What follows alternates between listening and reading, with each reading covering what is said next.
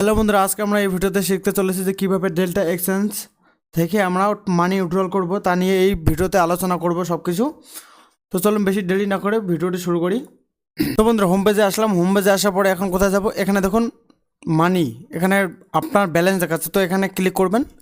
এখানে ক্লিক করার পর এখানে দেখুন অ্যাড ফান্ড, যদি আপনি টাকা অ্যাড করেন তো অ্যাড করবেন, যদি উইথড্রল করেন তো উইথড্রলে ক্লিক করবেন। তো আমি এখন উইথড্রল করব, তার জন্য আমি উইথড্রলে ক্লিক করতেছি। উইথড্রলে ক্লিক করবেন। ক্লিক করার পরে এখানে দেখুন ট্রেডিং ওয়ালেট, রেফারেল ওয়ালেট।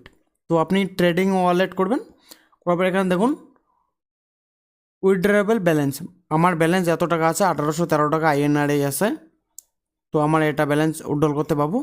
এখানে দেখুন অ্যামাউন্ট টু বি উইথড্রন, আমি মিনিমাম আমাকে 500 টাকা উইথড্রল করতেই হবে এবং ম্যাক্সিমাম 5 লাখ INR পর্যন্ত আমরা উইথড্রল করতে পাবো।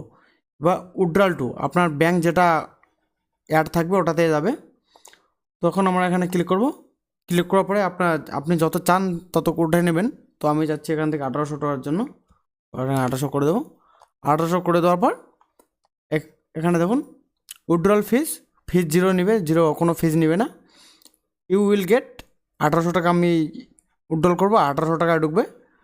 এটা 15 মিনিটের মতো সময় লাগবে, 10 থেকে 15 মিনিটের মধ্যে আপনার অ্যাকাউন্টে এসে যাবে। তো এখানে সাবমিট উইথড্রল রিকোয়েস্টে ক্লিক করে দেবেন।